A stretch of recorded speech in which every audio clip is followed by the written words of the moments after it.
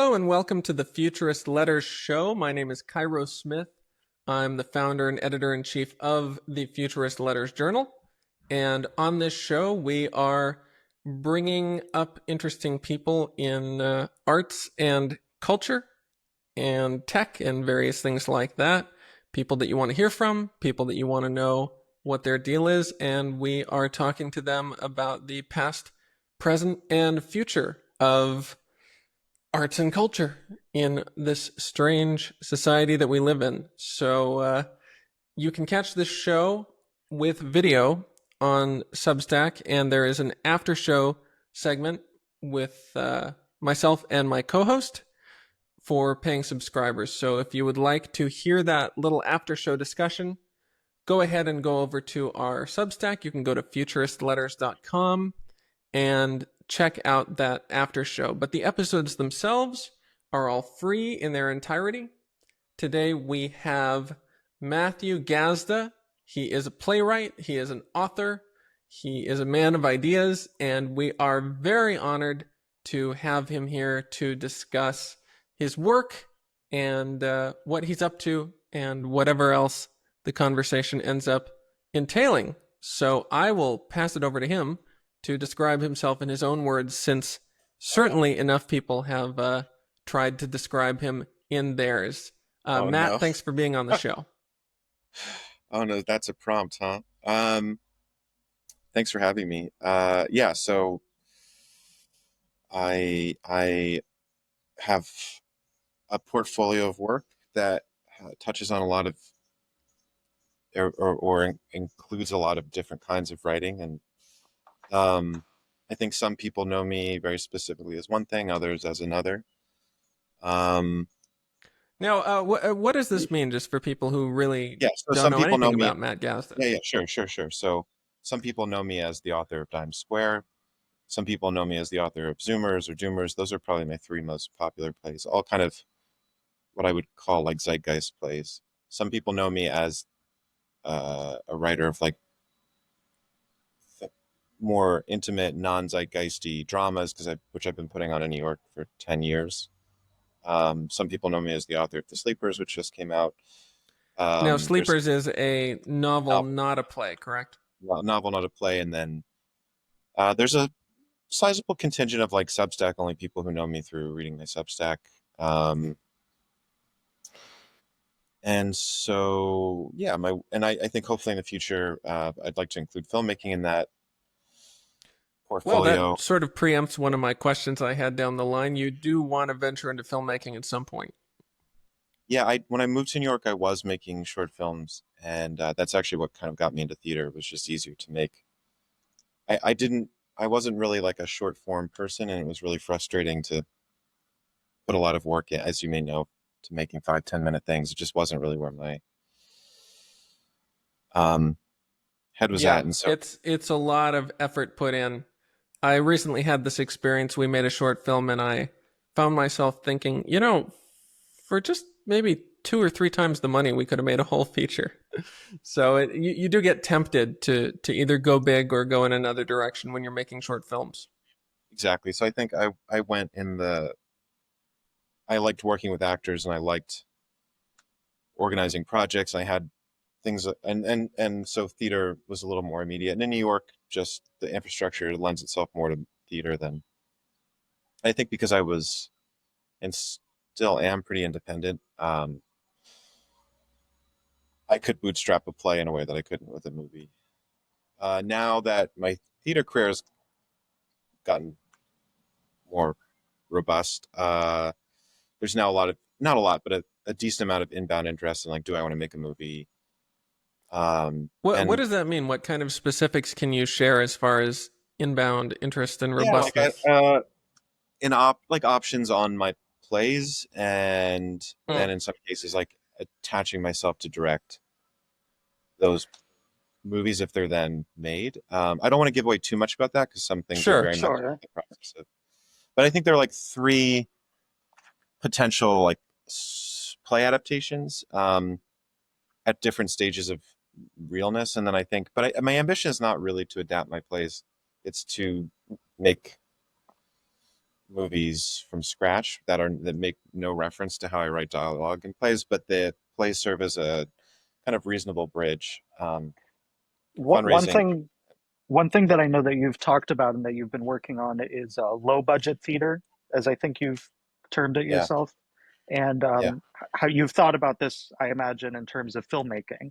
yeah. I have. In fact, the my goal is really to start a kind of film unit at or as an extension of my theater company because given that I have such a large group of actors that I'm working with, it really, man, if we could afford like an editing bay and maybe either get like, if I could like really build a team of a couple DPs and editor, like it's not a Yeah. huge leap to start making movies.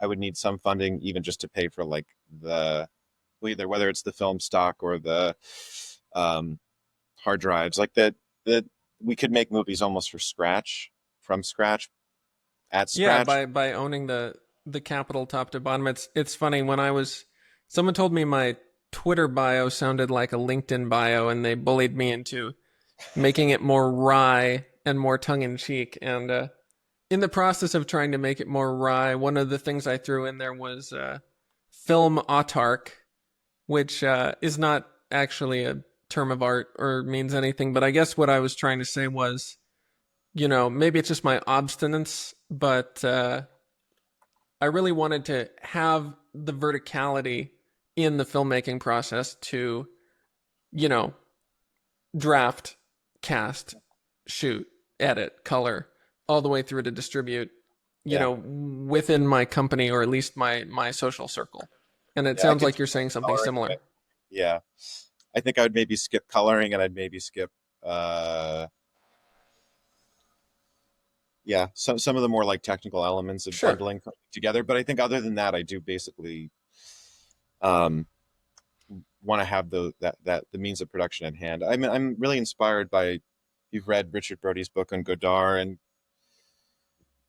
a lot of people don't realize that Godard at a certain point just basically had an entire like his he converted his home in Switzerland into a studio and developed like really interesting Yeah, views on. Bergman had a similar thing. I know, funny enough, James Cameron actually owns his own post production and VFX studios, and he works with all his same guys. It's not common, but it's definitely certain auteurs take this very, very seriously. Yeah, and the kind of movies I'd want to make they wouldn't obviously need any VFX, or I would want to make granular kind of Yeah, kind of auto fictional movies. I use that term extremely loosely, just meaning like I'm not Sure. be dressing up my neighborhood to look like 1975, at least in the beginning. I'd want to kind sure. of Do you capture. think that you wouldn't be doing that mostly by virtue of budget or because writing, period, is not something that you're as Yeah, passionate about at all? I I will write on commission, or I'll write on. I'm I would do a screenwriting gig, but I don't necessarily have a Yeah, huge lust for recreating the past. In fact, I wrote an article for Wisdom of Crowds about film and about the wave of biopics and nostalgia movies. That actually went pretty viral, from at least for me. Mostly talking about like a complete unknown, but thinking about all of the movies. It seems like a whole segment of the film industry is just dressing up like Greenwich Village or LA to look kind of like the past, but they don't do a lot of the deeper phenomenological work to get people to act and feel differently. So yeah, um it does feel like I wrote something like it feels like, you know, Zoomers you recognize like as extras kind of play acting at being bohemians in the 60s, and there's a real almost like a visible discomfort, and that there's no like this certain kind of magic has been lost. I think some of that has to do with digital and everything being lit like it's a Netflix movie, which also kind of the argument I make. I mean, I don't think it's impossible, but yeah, I would not want to blow a lot of budget. If someone gave me $1 million to make a movie, my first impulse would not be like, great, let's spend 800 of that on locations and set dressing. it's funny. I almost feel like there's a reverse competence filter with some of this stuff, in that I think anyone who truly watches enough period films to understand just how different everything was, down to the mannerisms and the dialects, is perhaps going to be more hesitant to take on this massive, massive undertaking than someone who is perhaps looking at it shallowly enough that they can think they can basically just swap out the set dressing and achieve a convincing effect. That person might be more likely to take it on.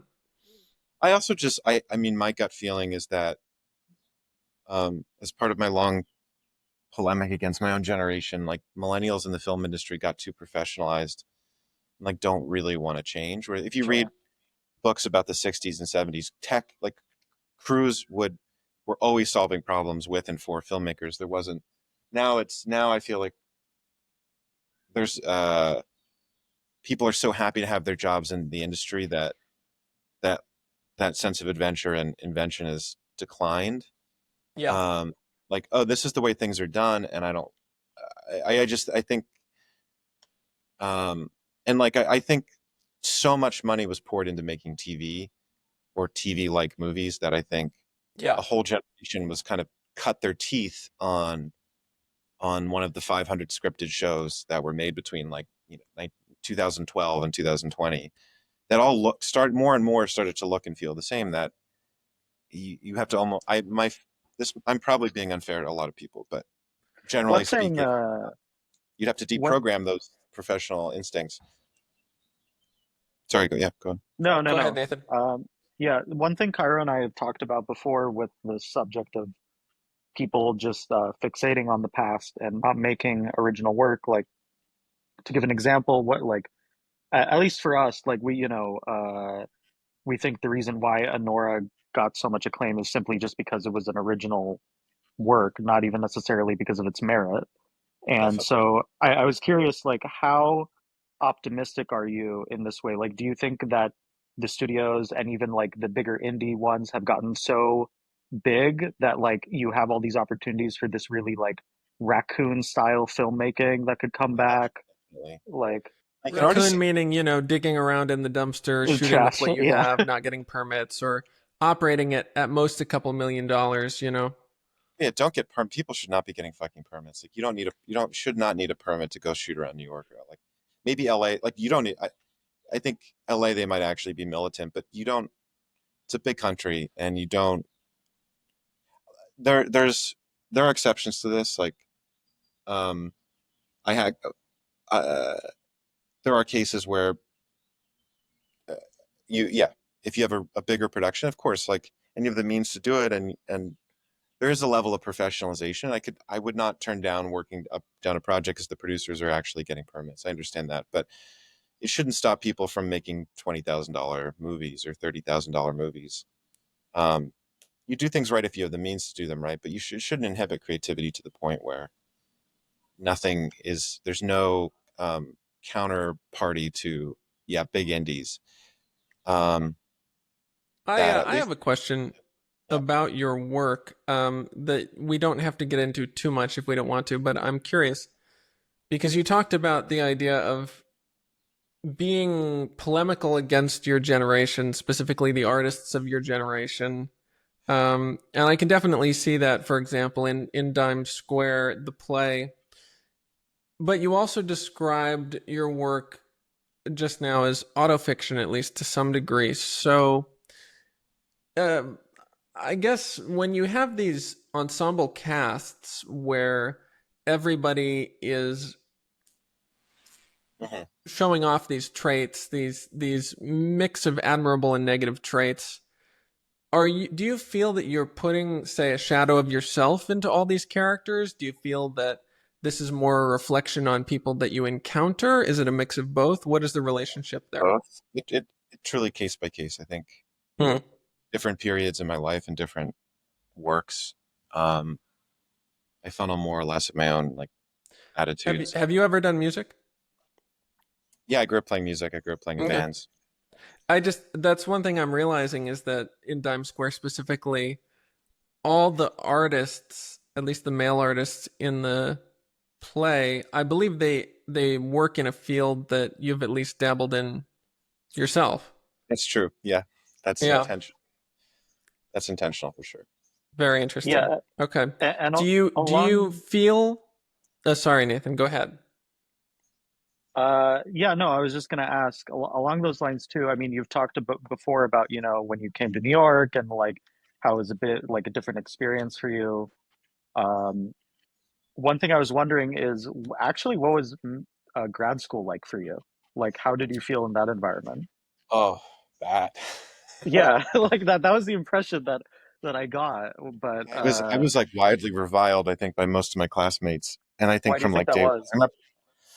I remember things like I wore shorts on the first day of class because I biked to class, and like everyone was kind of presenting as grad students, and I presented as a guy who was riding his bike in August to orientation. And I remember someone pulling me aside and being like, "You should not have done that." Like About wearing shorts about wearing shorts. Um, in this way that they were all basically trying to do immersive theater of their yeah, internal yeah, image of a graduate program, and you were breaking this illusion yes. I mean, they didn't. I had a couple older friends who kind of sympathized with me in the program and saw themselves. I kind of saw me in making your shorts wearing or in general. in my unwillingness to do the things that other people were doing for the sake of it. I guess. I Do you mean, feel like that? also like at 20, I was obnoxious. At 24 and 25, I think I was kind of like I don't think I loved that version of myself very much. So I don't. I'm not like going to come out here and defend. I'm sure I was obnoxious and Is there a that version of yourself that you do love?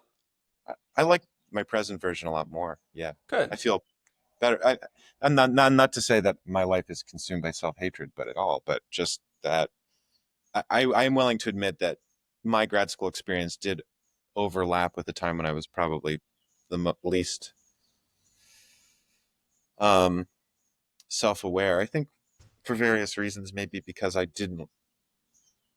I like my reaction to the performance was a counter performance, which was no more real than Right. what they. That's in and of itself very self aware. Do you think that you achieve, would you say that writing in your reflection on yourself is a sort of an exercise in self awareness, the way you write your plays? Definitely. Hmm. Definitely. And were you And do writing you plays back feel at that point that you were in school? I was 24 and I actually wrote my first play. It was almost synchronized perfectly with graduate school. In fact, literally that week was the first time I did a workshop in New York. And that also did not get me credit with my classmates. That I should not have mentioned that.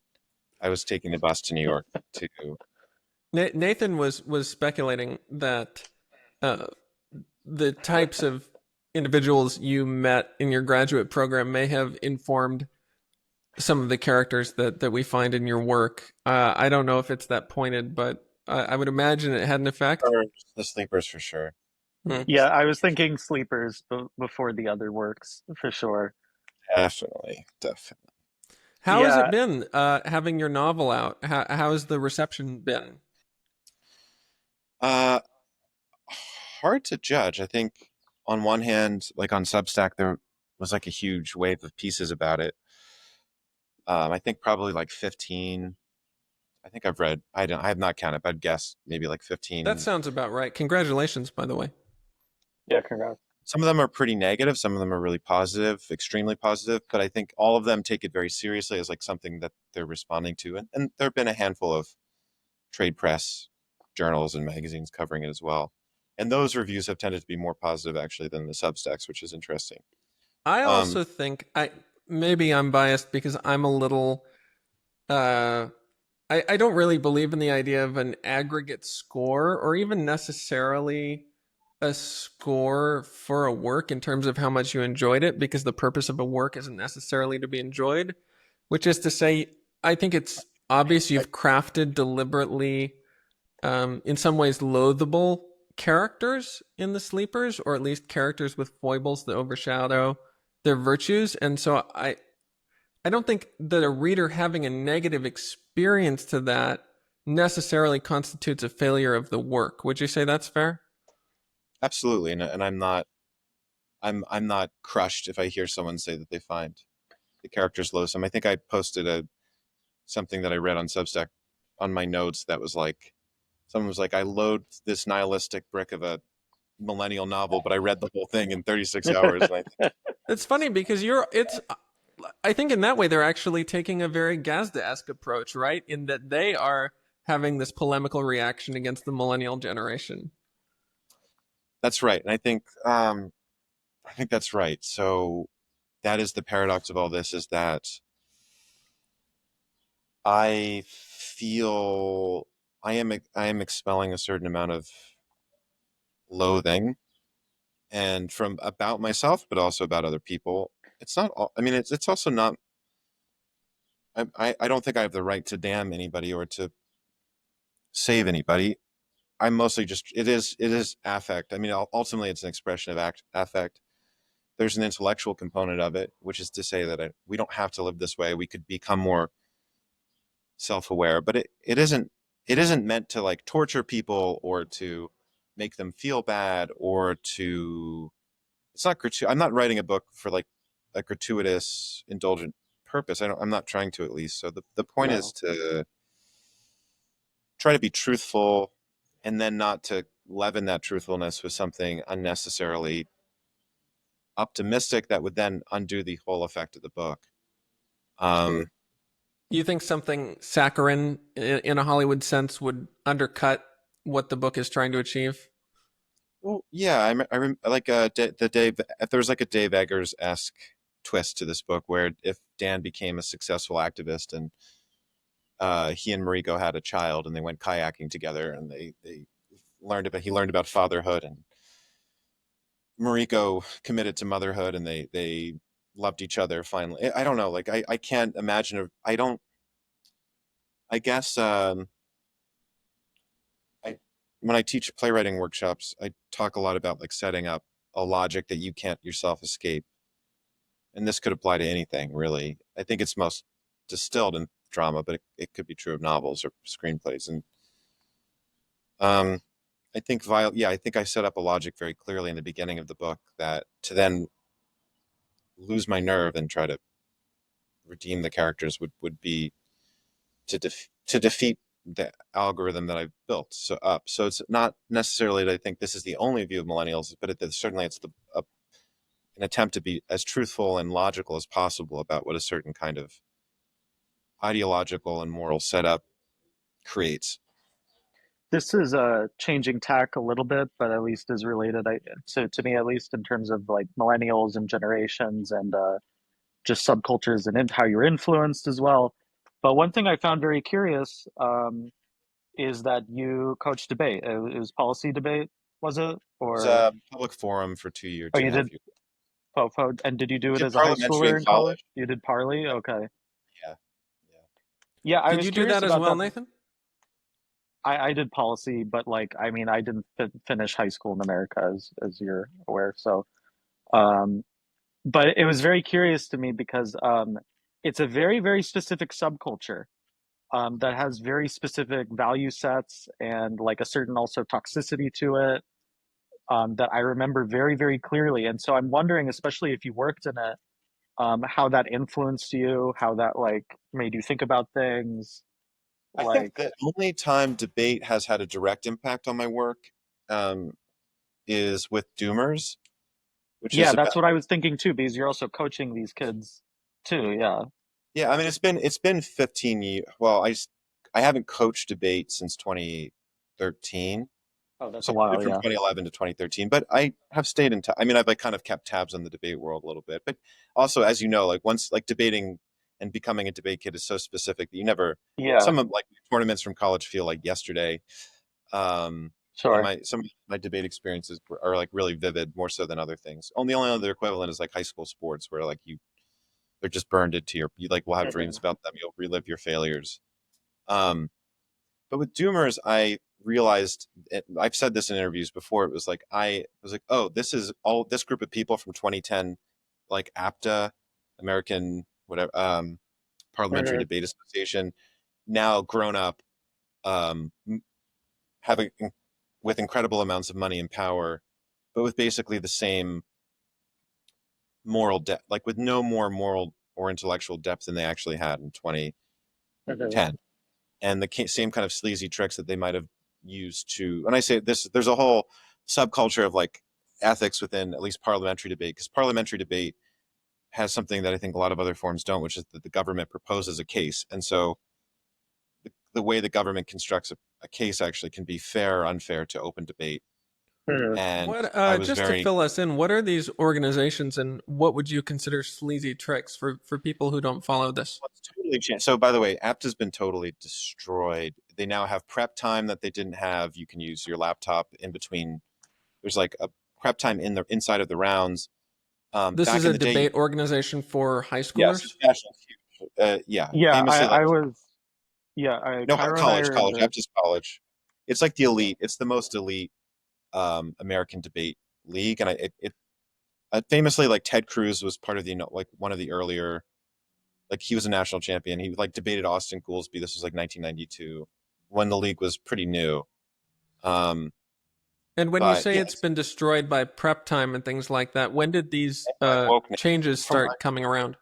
I've talked to some. I got to know a couple like 2 years ago. I had a long conversation with I met the NYU debate team was celebrating at a restaurant. I spent like 2 hours talking to them.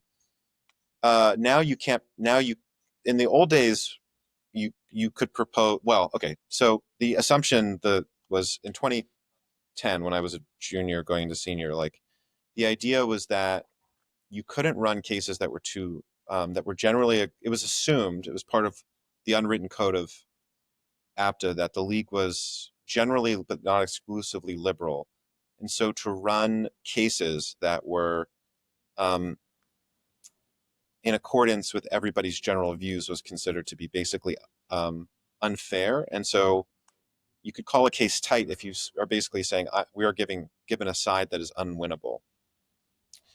Um, Unwinnable even because simply because everybody has too many priors that lean in the direction of the government, and that'll be impossible to convince people. And That the like people judging would just find the opponent position too heinous to even consider the merit of the quality of the debate? correct, and that those were rare. Those cases were rare, but they in my time there was a kind of a noble ethic of proposing genuinely like interesting and debatable issues, and over time Mhm. the running liberal and then I've learned hyper progressive cases just became normalized. um, and my team under kind of my direction sort of fought against this, and even in national finals like we my proteges like made it to national finals. We called a first national finals case tight. It was like 2012. It was a huge deal because we basically said we were Syracuse debating Harvard in national finals, and it was like those. I'm really proud of the two debaters who did that, who were a year younger than me. They lost like a 6-3 decision, but it was like it was a noble loss in that they kind of chances are they were going to lose the second they called it tight. And it was like break up the big banks in 2012, but it was presented in a really technical way in the Obama era when this was kind of a uh, it is debatable, but in the culture of the league, they present it like a really. You also were supposed to present general knowledge. You aren't supposed to present um, really technically difficult issues that someone in you have only have eight. You have a prime minister speech which is 7 minutes. You have 7 minutes to prepare your opposition. I Mm-hmm. think in national finals they might have given like 5 minutes of prep time for the opposition's first speech, but even then, like you aren't supposed to have to be able to do quantitative research on the So operations of who the. is it who's choosing these debates and which side each team will take? In a tournament, you have 5 rounds typically, and you get either 3 gov, 2 op, or 2 gov, 3 op, based on coin flip. On a somewhat related note, but also different, I was very curious. How do you feel about it when people try to ascribe a certain political affiliation to your work? I mean, to me, it's not very political, period. And Yeah, you've made a bit of an effort to be inscrutable, which we won't change or try to get out of you. yeah, But yeah, so we're Being both curious, inscrutable actually. ourselves. Yeah, we're inscrutable. Well, Futurist Letters is officially a national A liberal national publica liberal publication, publication. yes. good Yeah, move. Good move. You guys are safe. You're safe. yeah, we're very safe. And Antifa won't be hiding outside in the bushes. Oh, Antifa, I feel maybe like yeah, they're going to be waiting a long time I don't They're know. waiting for I me. think They're the waiting for optics me. Maybe of not for Antifa Cairo, jumping me but would be pretty yeah. bad for them. Cairo has a sign outside of his house that says like open close. It's like liberal conservative, and you flip it around, and Antifa jumps out of the bushes.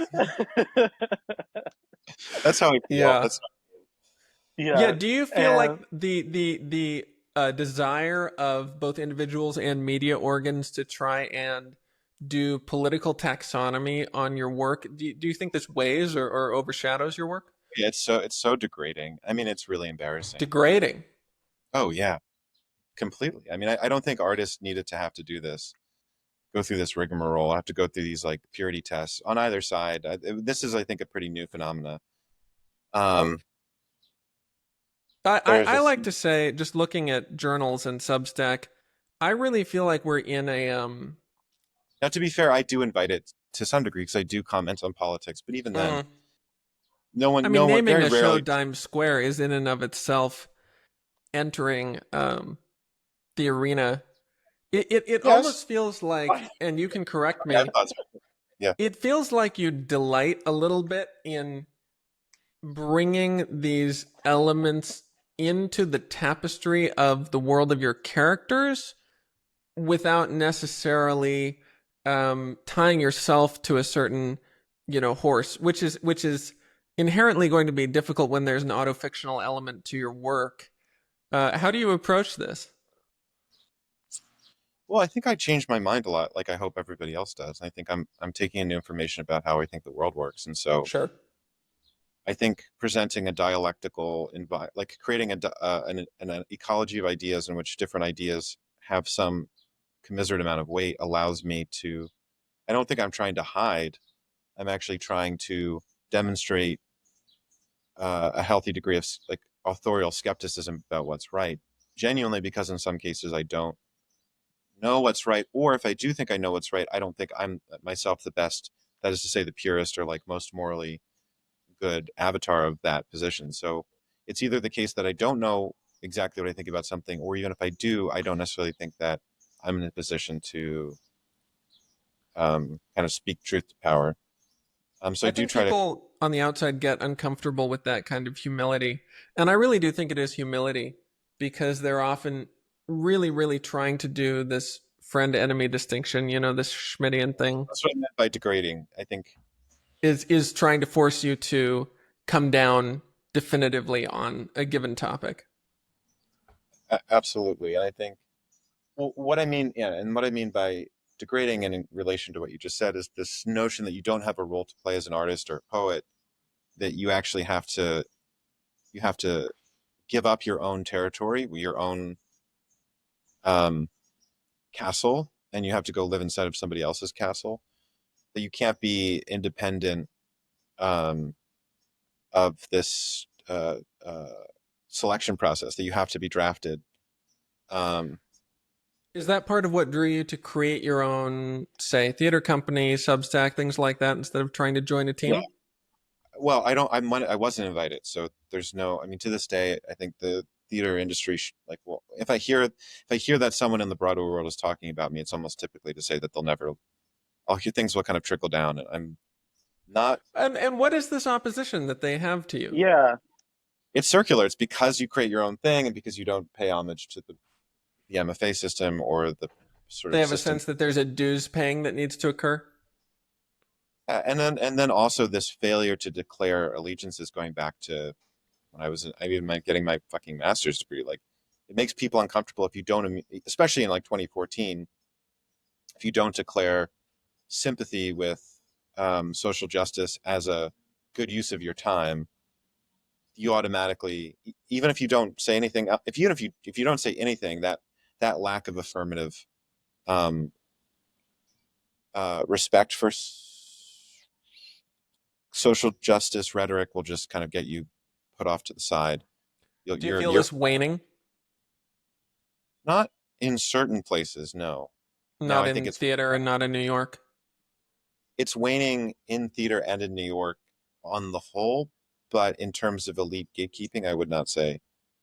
People who have climbed the ladder by doing this and who have a place in the industry because they've done this are not going to turn around and invite me to do a play with them, are not going to introduce me to Um, But do you feel multi- like this would change if, like, let's say the socio-political ideological framework changed? Do you think that it would open up doors for you, or do you feel like it would still be the same because, like you said, you didn't go through the MFA program, you're doing everything on your own?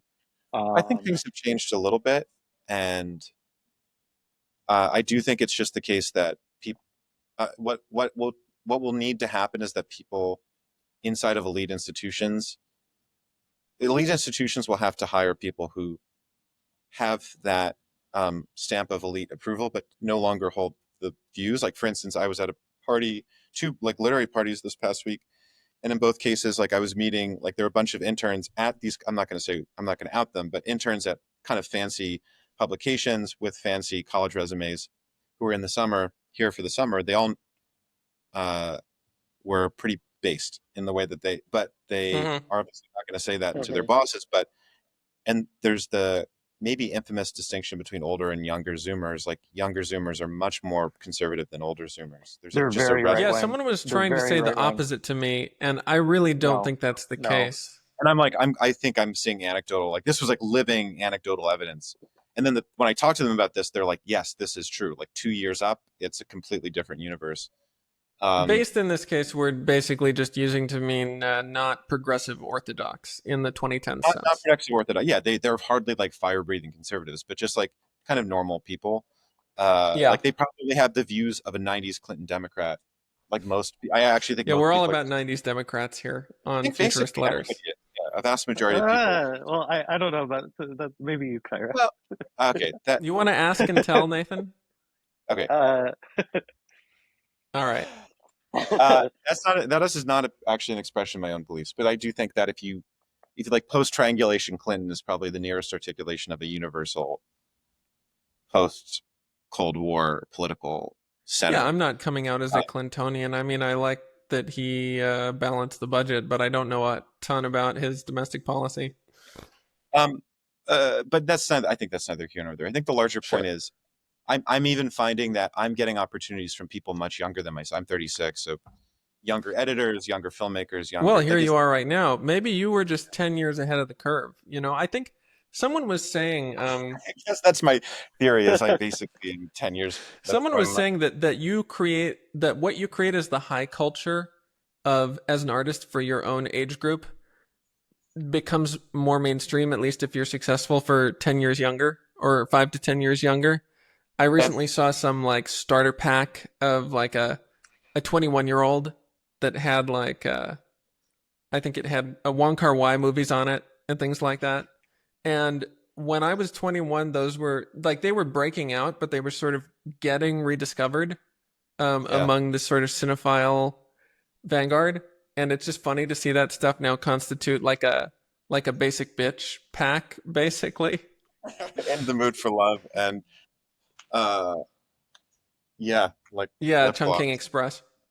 what would Yeah. you have done if you didn't make art? Is this something? I don't know if this is Yeah, I something you've want to thought know this about, as well. but What would you do with your life if yeah. you were not able to make art? I don't know. I'm not good at much Conditional else. hypotheticals? Additional hypotheticals. Oh No, I no. think I would. I think. I think the only other career I've ever had is as a teacher of some kind. So, and I think I'm a pretty good teacher. So, I would have. Yeah, Do I you think enjoy that. teaching? Yeah, I do. I do.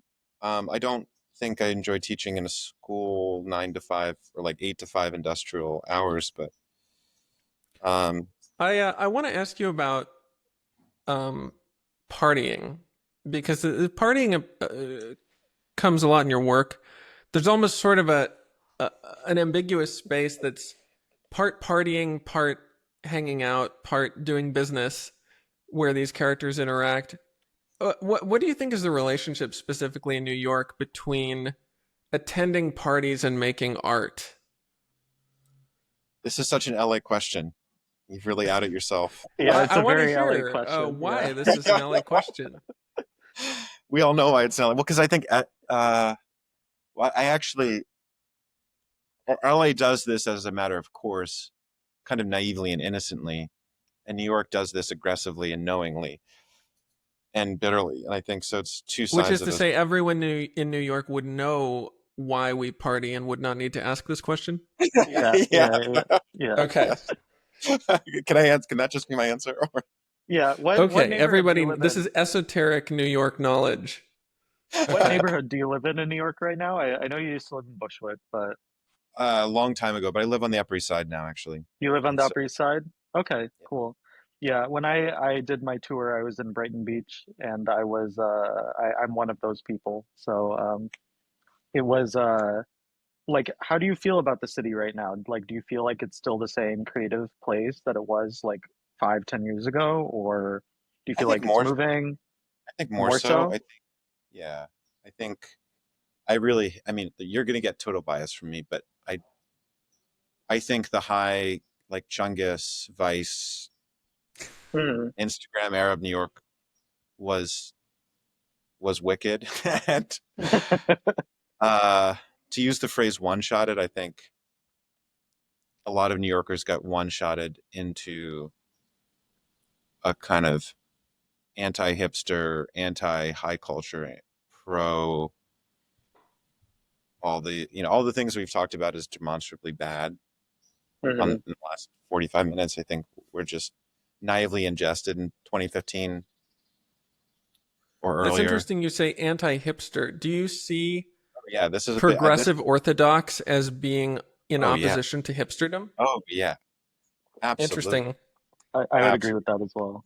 The Yeah. hipster was murdered, taken out into the darkness. Shot on the It wall. is. Yeah. I mean, part of the hipster right is about limiting access or discerning quality, ranking things, like establishing like a hierarchy of Yes, quality, right, or preference, right? And the progressive is all about flattening that.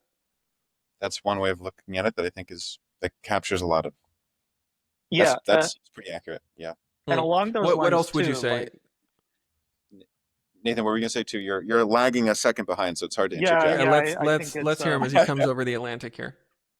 yeah. So, speaking of crossing over the Atlantic, I feel like your work is very American in like a very like unique way that it's uniquely American. Um, do you feel like how do you feel about like scenes internationally? Like one thing with a lot of your books, not books, plays really, and the book as well, the novel. How do you feel like this would look in Berlin or like Athens or like any of these other creative Thought about this a places? lot. Like, Well, there's going to be yeah. a Stockholm Times Square this summer in Swedish. Hmm.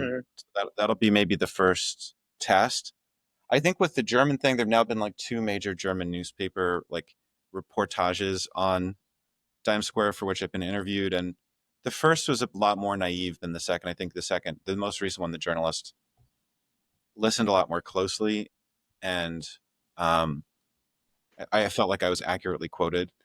Whereas the first, it was like kind of a boomer German who was like, "Look at these hipsters who are evil. Hmm.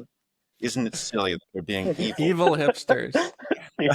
Yeah, and Uh, that's part of it is that you do get this one element who are trying to sniff out your politics to condemn you, but there's actually another element where they've already come to their conclusion because just the fact that you can depict a scene that they find distasteful, even if you yourself are doing it polemically or in a disparaging way, the very platforming itself is unorthodox, right?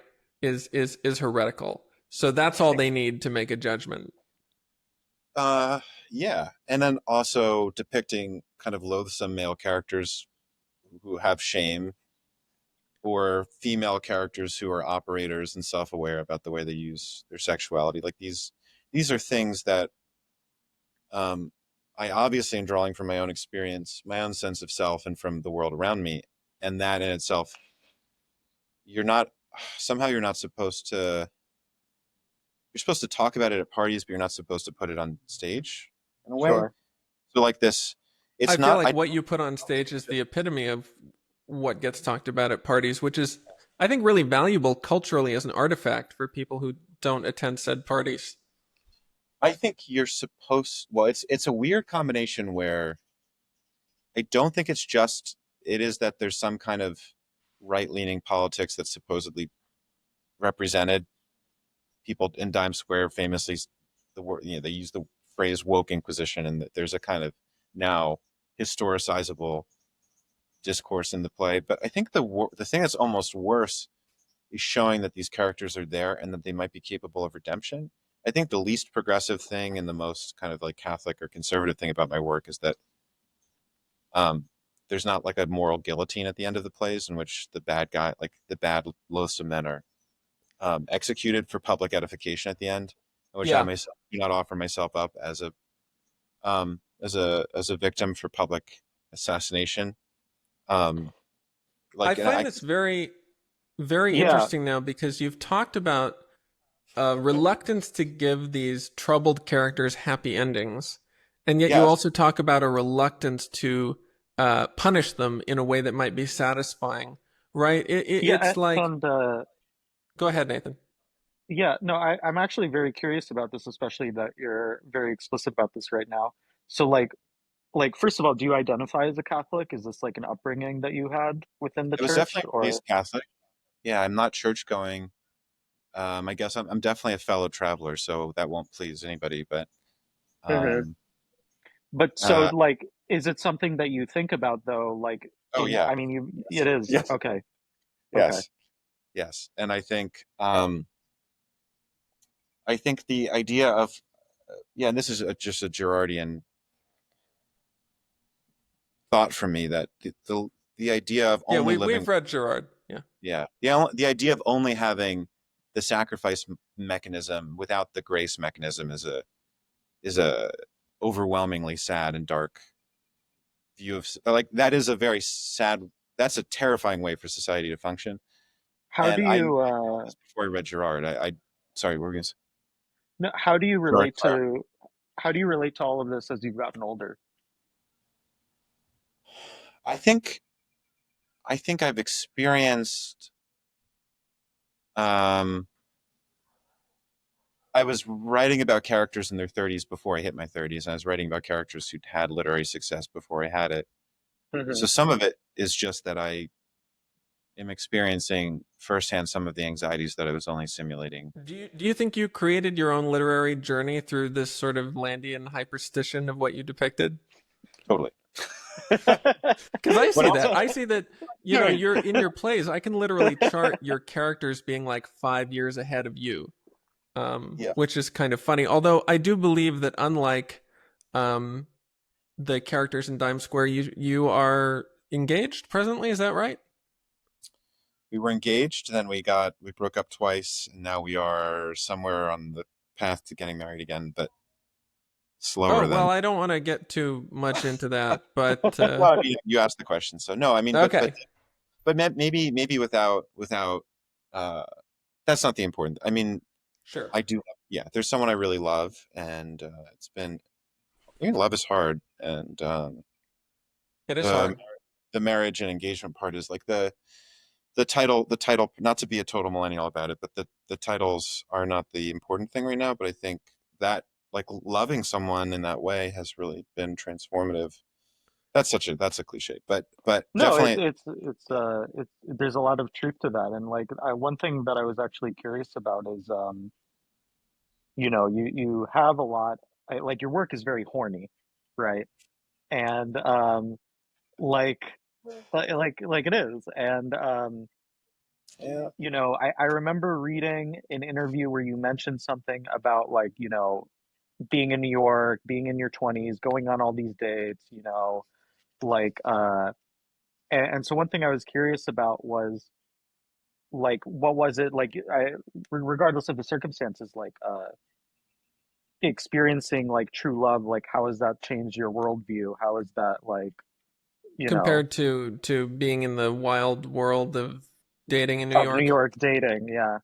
I think I've been in love more than once, and I think when I was in my early 20s, I was much more romantic, and then I think disenchantment and dating apps like hit my soul at the same time.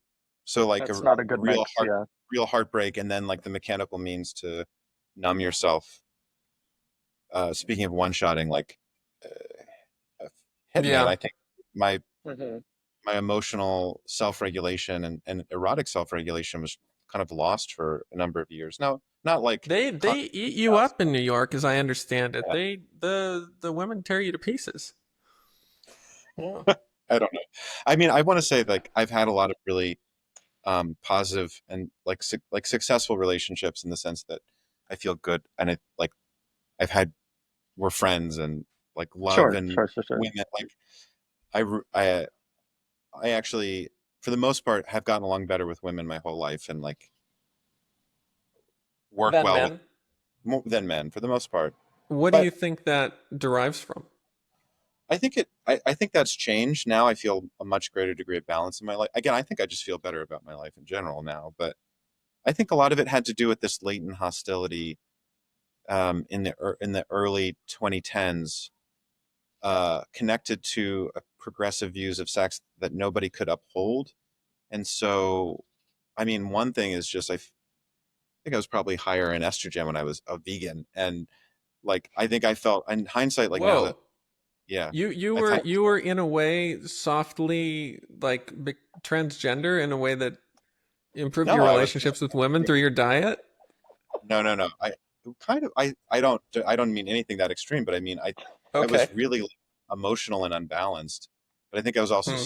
in ways that I can recognize now when I was 24 and I was eating like a very weird diet where I was only eating plants basically, and then Why were you a vegan? Was it Yeah, for was health this an reasons ethical or? right, I thought it was choice? ethical. Yeah, I thought it was better for you, and I thought it was ethical. I thought you could have the whole thing.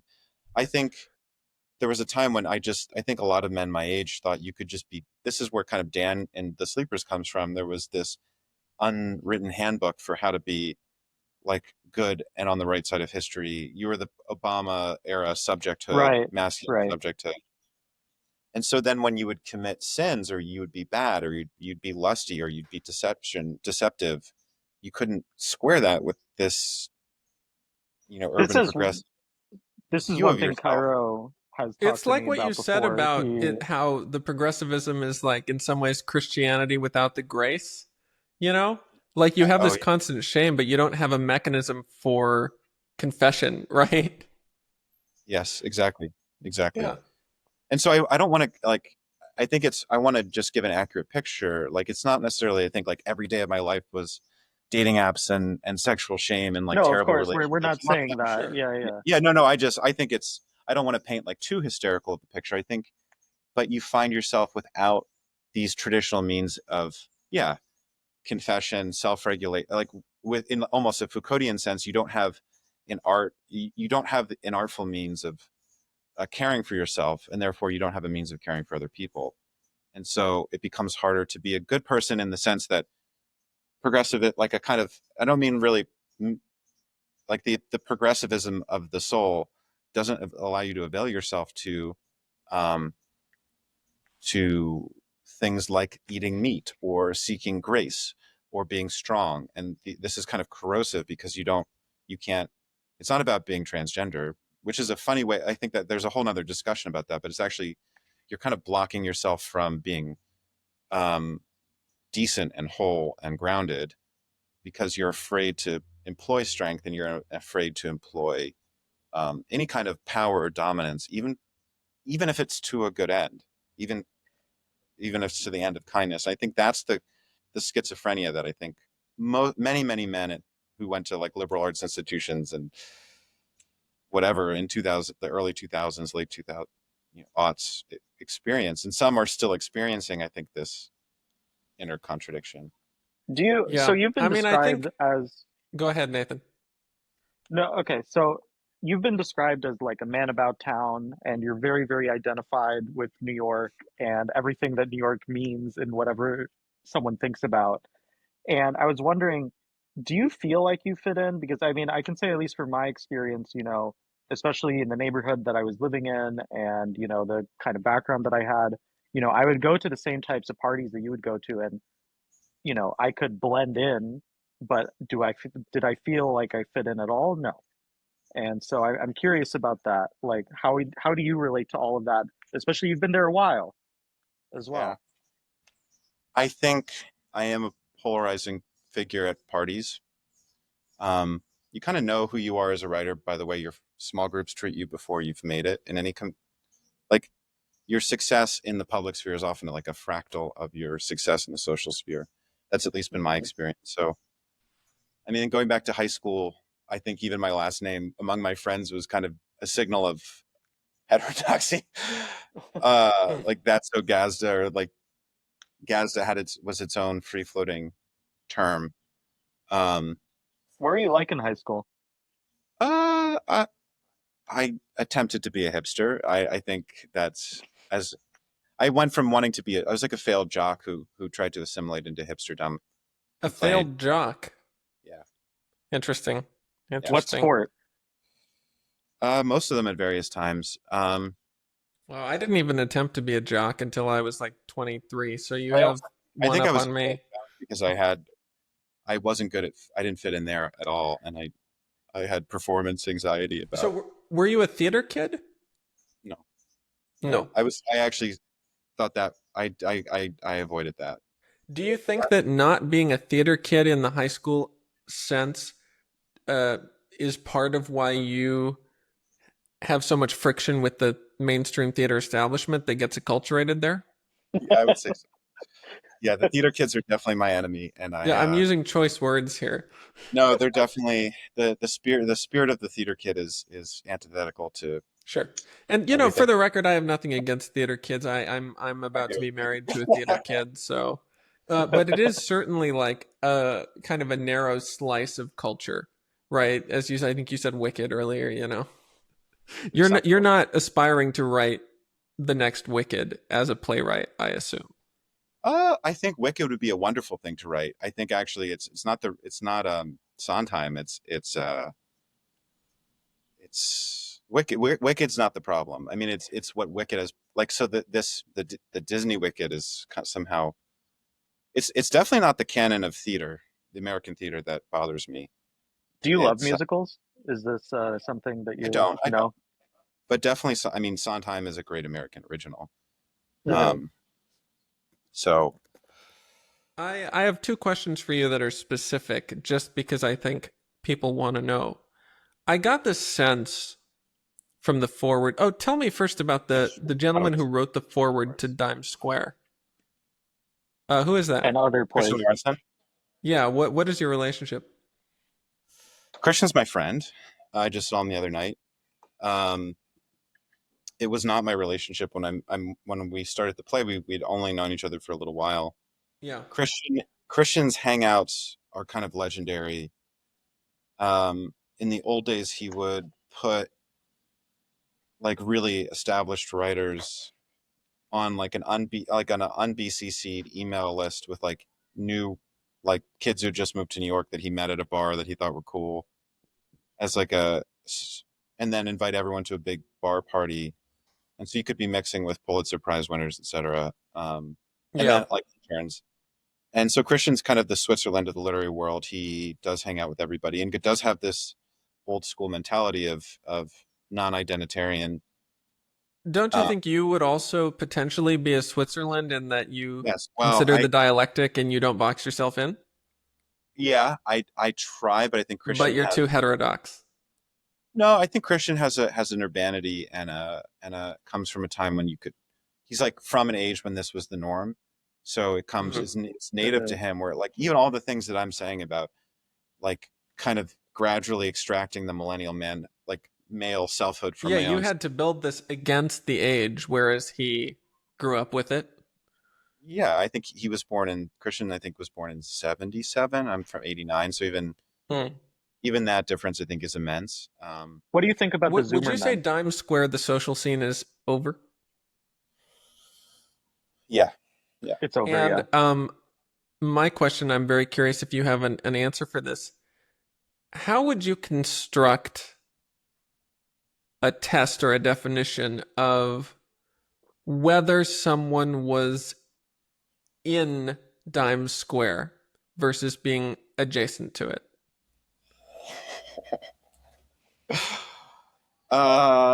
That's definitely an esoteric answer. I think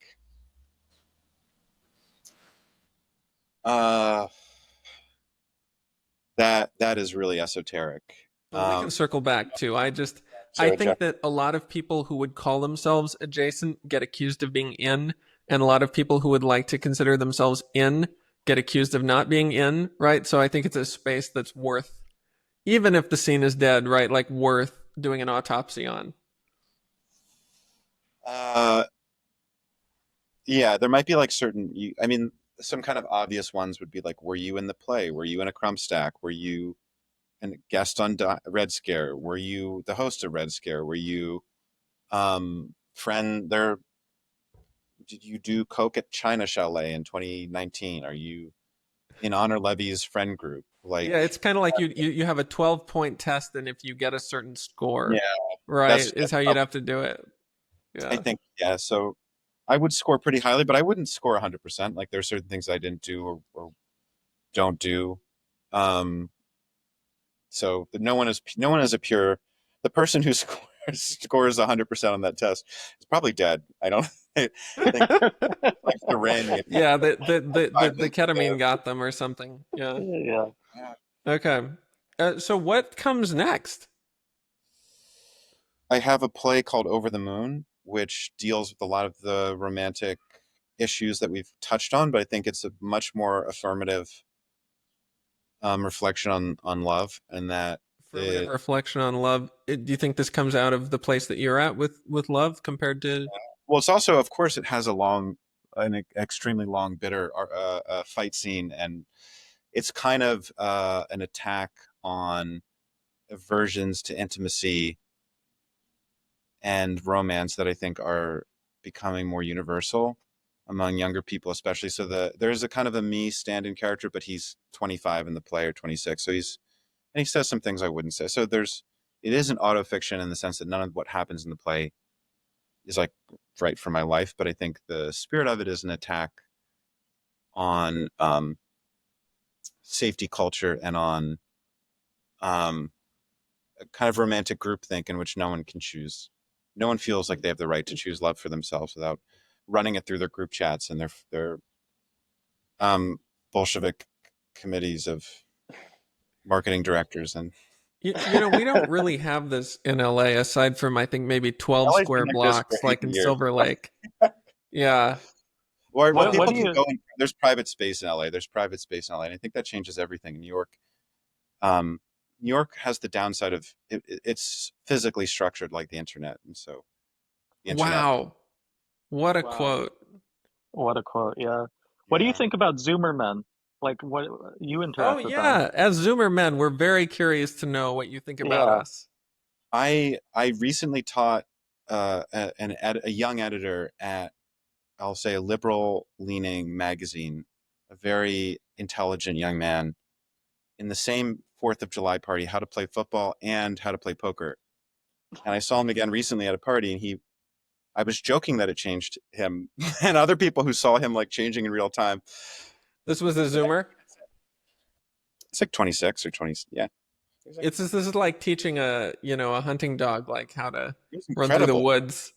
But by like 4 a.m. It was a out of state party at my friend's parents' house, and so we could stay up all night. It was like a beautiful piece of property, and he was like ready to check out, and then I was like, I'm gonna like just sit by me. I'll show you my hands. I'll like, and then he kind of got like a chart of hands, and then he bought in.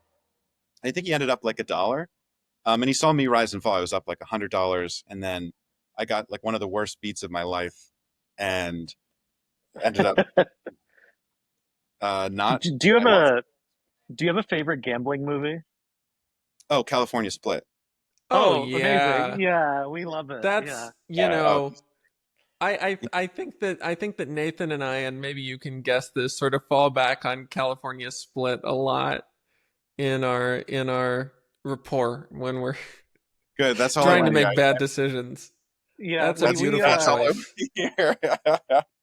we have I noticed something, having never seen one of your plays, I could only read the text, and I noticed you were very deliberate with your overlapping dialogue in this sort of Altman way.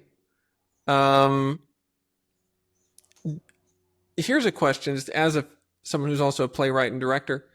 Yeah. Do you imagine your plays being put on without you as you write them? Or are you really writing them only as a blueprint for yourself? Oh, I do try to director proof them, and my first and really only mentor really coached me to remove as many difficult elements from the text as possible, anything that could lead to misinterpretation. So as I Would you say that really being clear about the overlapping dialogue is a form of that director proofing? yeah, absolutely, absolutely, because I don't like it when actors start to talk over each other when they like. By doing that, it's also saying like it might be tempting to have start mushing together the lines, but there are times when I want you to engineer it. Yeah, it's a Yeah, it challenge. makes the absence clearer Yeah, too. I think Yeah. like with Dimes, and it's obviously I cheat. Like when I direct something, I'm much more liberal with letting it slide. When someone else is directing it, I do ask the director to obey the text. I think like with Dimes, for instance, Christian, who plays Dave the novelist, and became kind of legendary in New York for that performance, had a lot of freedom to ad lib, but the actors knew that Christian, and basically what Christian, who wasn't an actor before the show, learned to do is you have to start your ad lib with the first written line and the last written line. So everybody else knows that while you're riffing, you're not going to continue with the scene. You can't trigger the. Christian learned like a very basic thing about stage acting is like you maintain your cues, and you have a lot of Right. freedom if you're holding the cue. So Now, would he change? Would he riff from show to show, or was this all set during rehearsals? you ripped no. Really? I think Christian And and I have an unspoken agreement that if he's going to wake up and go act on a Friday night when he could be doing something else, he has some power to be entertaining, but also like there's a genius. Like Christian has discovered a real genius for performing. yeah, That I mean, like he even got casting opportunities. I mean, like major casting directors like saw him and have made him do tapes for significant movies. I don't think it comes through on the tapes though, so I think someone needs to just hire. If any filmmakers are hiring or listening to this, hire Christian Lawrenson, but just don't make him tape. Just let him show up to the set. I was curious, how do you assess actors when you meet them personally instead of doing an audition? I think this is really hard to answer. You'd almost want to do an interview with someone from the BCTR, but I think I have a way of. Uh, my guess is that my method is to like be myself, like, Hmm. and see what someone's discomfort or comfort level is with like intelligent conversation, and to like if they're willing to think and exist in a non-rigid way. I think the biggest mistake you can make in a play is bringing in someone who's uncomfortable or just not ready to um, be open to an audience, which can be like 5 feet away from you and very alive, and be Hmm. open to a text which is open for interpretation. So I think the reason like a drink or a coffee is better than an audition is because it's structured, less structured, and my process is less structured. So you want to, it actually is a better indicator of whether someone can involve like work in that inside of that less structured environment. Because you don't want to convey the wrong thing, which is that I don't want to convey that my theater's kind of machine like and professional yeah, in a broad sense. Sure. I do expect people to like be able to talk about themselves, be able to make personal connections to the characters, be able to criticize the script, be able to have a theory of mind for the audience. I do want actors who can think on their feet and can think off their feet, and all those things can come through in how they talk. Again, it's not foolproof, but it's been served me relatively well. So I'm curious because your plays are so timely. They seem to be almost coming off the press as fast as they can about a moment, and recapping that moment right after it's happened. Do you think about um, how your plays might be taken, say, hundreds of years in the future when they are divorced yeah, of all timeliness? Like a Moliere as we read it today. yeah, yeah, and that kind of sucks. Like you recognize there's going to be a loss every year. Um, Of meaning. yeah, Hmm. and you do your best to try to balance the universal and the particular, but I think playwriting isn't for the faint of heart in that sense. It's not it's not a poem. It's not a unit of expressivity. It is a social text. It's a text for social performance in a way. And so when the social context disintegrates around the text, it becomes harder. But again, I do my best. And I don't think it serves me to spend 10 years obsessing over a play at the same time to try to weld together the future and the present. I think actually the way to write a classic is to put yourself under a lot of real world pressure and then let it go. And if you've written a classic, you've written a classic. And if you haven't, you haven't. But you can't control that, nor does anyone know for decades. So Yeah. Yeah, that makes sense. And I guess along those lines, do you spend time thinking about what you at the end of your life would consider a life well lived? Is this something you try to be conscious about? yes. And what is that for you at this moment? Oh man. uh, for me, that is being healthy and honest and productive with it, and putting my own sort of native powers to their best use and communicate. Yeah, and entering into a dialogue with the future and with the past. Um, I don't know if that means having children. I think it probably does. I don't know if that means being a man about town and for the next 20 years and turning into the character from The Great Beauty. I don't fully know, but um, I think I know what I have to contribute at this point, and so I think the most singular thing is to um, protect my own like physical and mental health enough to be able to contribute to the culture I'm a part of, and then I think on a personal level, I do believe in the conservative meme of being warmest to the people closest to you. I think I want to try to. Do you guys know that the heat map of who you feel the Yeah. most empathy for? Yeah, the heat map, yeah. And you just I So mean with finite resources you do have to be good to and I think it's funny to call that conservative because it is used I conservatively, don't think but there's almost a humanist side to it. It's like that story of, what I call humanism has been coded as conservatives yeah, in the last. yeah, which is I, really I it's quite funny, but yeah. yeah. Um, That's one way of summarizing the last 2 hours of conversation. I think that's good. I think that New York is certainly lucky to have you. The art scene is lucky to have you. That's Whatever very it kind. evolves into in the future, we're lucky to have you. So I'm really glad to have had you on the show. The last thing I want to get into just briefly is for someone who likes what they've heard, who might not be necessarily familiar with anything, Matthew Gasda, where do you think they should start? And also, what can they look forward to? You talked a little about your next play, but where should they follow you? Where should they stay in touch? I think the easiest way is just to follow my writer's diary on Substack, which I Novalis, write. yes. Follows, yeah, that's almost every other day or so, every 3 days. Um, I would be remiss in not telling my reader or listeners here to buy The Sleepers or Times Square and other plays. Yes, please buy Zoomers and these. other plays is coming out in September. Um, the Writer's Diary is coming out as a highly edited, um, rearranged book in the fall as well.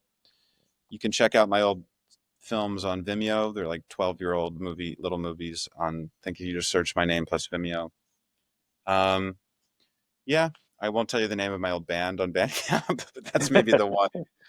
I think if Uh, they truly want to find it, they can do their sleuthing yeah. now. But yeah, I would say maybe the Sleepers is like the most immediate buyable thing, but I'm really proud of Over the Moon, which is the next play, and tickets for sale are available now on Eventbrite. So Yes, yeah, if any you of can those get things. to New York, get tickets for Over the Moon.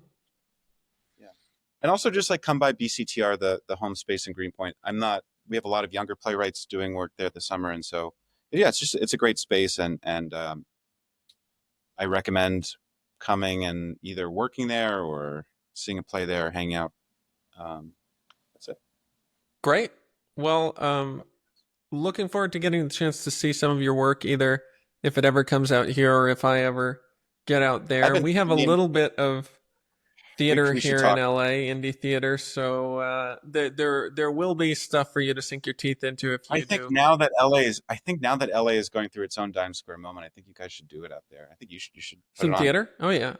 Yeah, there are actually a few people I would really love to have on who are pretty active in experimental theater, kind of like you in a way that transcends politics, which unfortunately in and of itself transcending politics is political, but we can't fully escape it. But this is all to say there's a lot coming out here. I don't think it's zero sum. I think it's definitely positive sum. So all love to the New York scene for paving the way, and we go onward and upward from here. Okay, guys. Nathan, anything you wanted to close with? No, I feel like you put it perfectly. Keep the spirit alive, and thank you for having us, for being. Yeah, this was a great conversation. Really, you guys did your homework. I'm back on my heels a little bit. I had to really.